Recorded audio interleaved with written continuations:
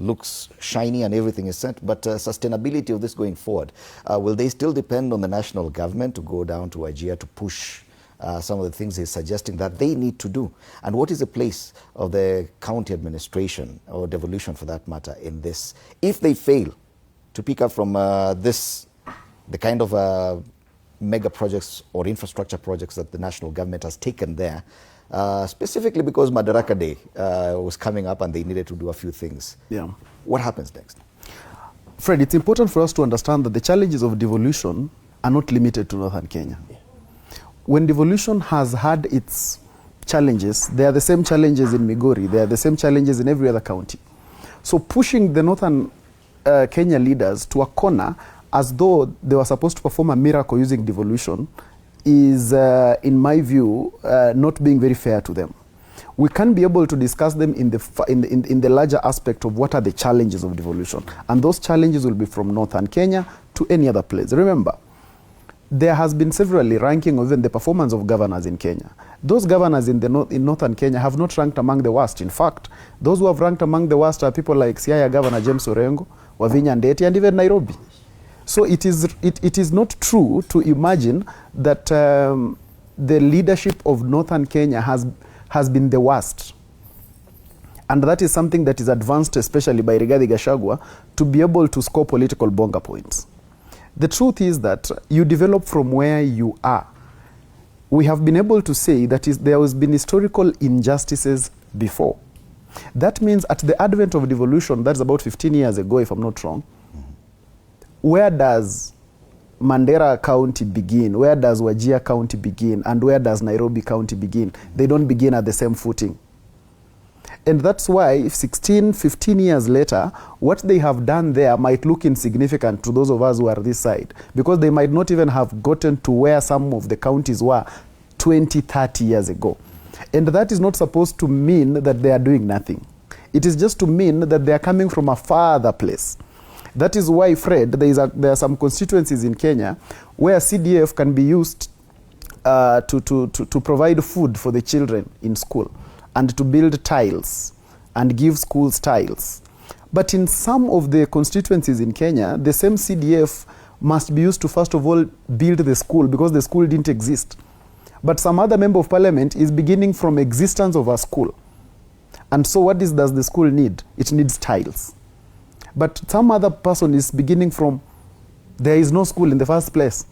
So we must be able to understand that context, and that will be able to help us appreciate what these people have been able to do.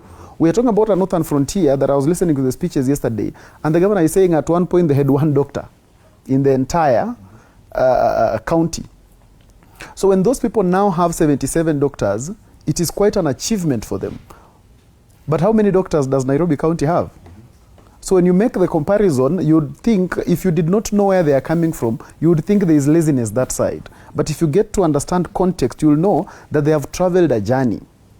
So it is not that we are beginning, all of us, at the same place. So the challenges of devolution must be discussed as devolution challenges and not Northern Kenya challenges. And we must also be able to understand the context that, you know what, at the end of the day, the national government still controls the large chunk of development of Kenya. I think it's 85% still remains with the national government. And that's why every place that the president goes, when the leaders stand up to speak, including the governors, you'll see them requesting for something. When the president is in Kisii, you'll be able to see Honorable Simba Arati saying, would want one more road that comes from here to somewhere else. When the president is somewhere, you'll still hear the governors talking about some of these things. That simply shows you that, yes, there is devolution, there is what devolution has been able to do, but there is still a large chunk that still must be allocated here in at the executive level, and the national parliament here must be able to also be fair enough. The people in charge of the budget, the people in charge of our finances at the parliament, because they are the ones who allocate resources, they must be able to not only look fair, but they must actually be fair enough in that attribute. We would want that when they are discussing the budget, we want to see heated debates in parliament where they're able to say, wait a minute, but how much of this budget is going to Northern Kenya? Mm-hmm. And they do have representatives in parliament as well. It's Exactly. not just the county administration. Exactly. 18. They do have representatives, that is true. But we must also remember that every parliamentarian is not just a representative of their own constituency. When they get into parliament, they become Kenyan legislators. That is when we talk about the parliamentarians and the senators, we don't just fix them to their area. So it is a question of all of us. So yes, they have a higher responsibility because that's where they come from. They have the higher responsibility. But it's our responsibility, all of us as leadership, to be able to say, you know what, this country has not come from the same place. Yeah. Can we be able to allocate, if you're talking about hospitals, because some of the regions in Kenya, Fred, are not developed because their leaders were better. Yeah. For instance, Kiambu County does not have more hospitals because they had better leadership. No, it is because of proximity to Nairobi. When Rigathi Gachagua argues and says that their schools, they have developed their schools and so other people must also develop theirs. Mangu High School and all these other schools have not been developed by the leaders of Central Region. They have not been developed by Mount Kenya. No, they have been developed by national government. That's why they're called national schools. So it is because of their proximity and resources have been allocated more that side. Kenyatta National Referral Hospital is not a product of Kiambu County government.